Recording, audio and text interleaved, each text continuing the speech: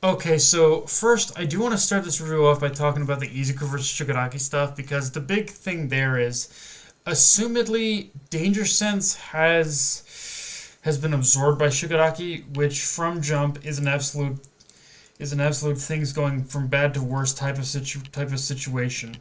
Because now that Izuku has lost that ability, he's lost a key factor into how he survived as long as he has against Shigaraki.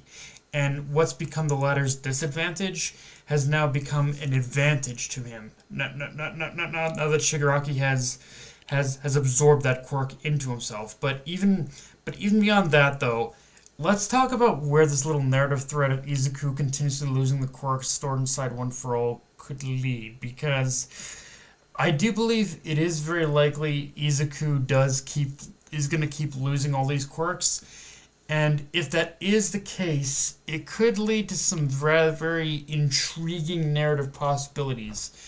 Which is to say, if Horikoshi even plays his cards correctly, we might see a long coveted fan theory come true, which is the awakening of Izuku's own quirk. Now, I've been one of the holdouts who's been on the fence with the whole idea of Izuku, like, even having his own quirk that just hasn't awakened yet, simply because it feels there's a couple of ways Horikoshi could screw this up.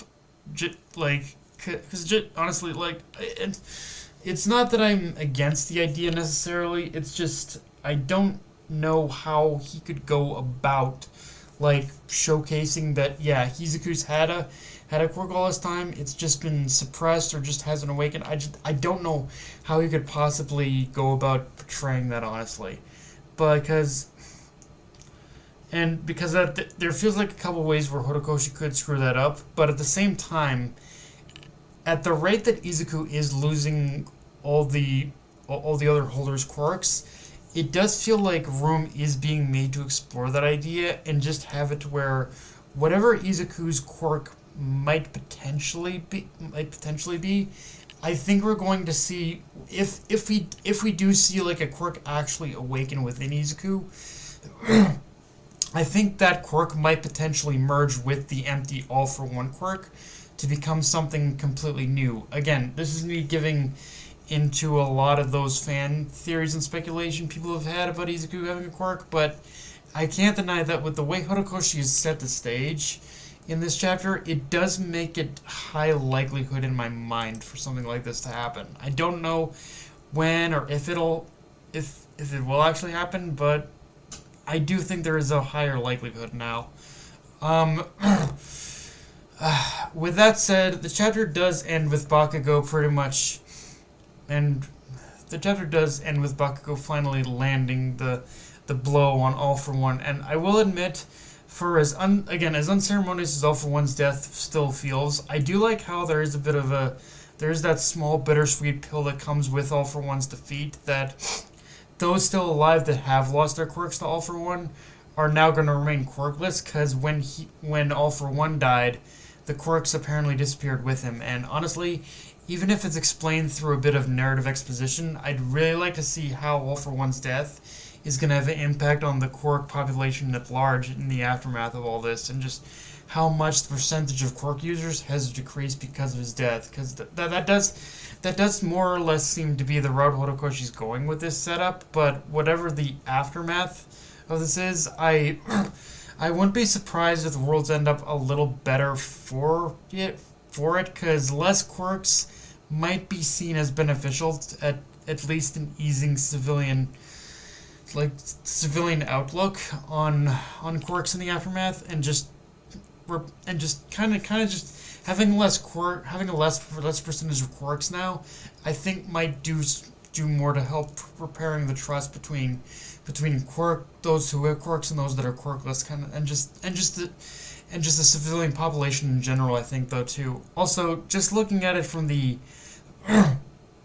current circumstances though, with All for One's death, there really is like no longer any buffer keeping Shigaraki from under some manner of control. Like from here, Shigaraki is like purely like I know like the guy's kind of already been that to begin with, but with All for One dead, there really is no restraints on him anymore. Like he's fully unrestrained and ready to go absolutely insane in this battle, and like, and that itself is even more of an absolute worst case scenario than just than what than anything else before, because like now Shigaraki can do just whatever the fuck he wants. So yeah, I think we're gonna see much more Shigaraki go just absolutely bonkers, go absolutely insane in this fight, and I'm not looking forward to how Izuku's gonna come out of this. Honestly, like just the fact that they, I mean, just the fact that they actually did that they did show that one panel of Izuku's mother. It shows, yeah, some shit's really gonna go down, and Izuku's gonna suffer for it. um, but aside from all that, though, as you can tell, this chapter.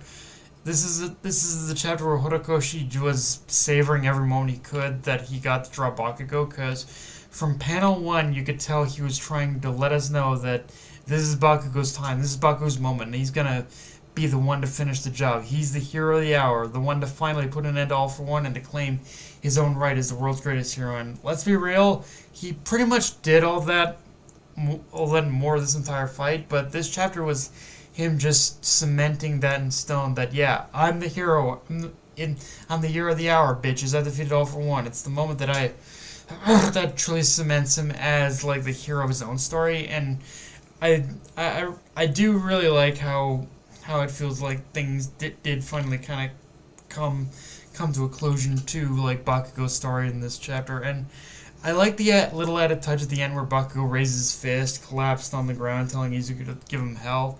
Give Shigaraki hell. Like, it's a nice little full circle moment showing he now has complete faith in Izuku,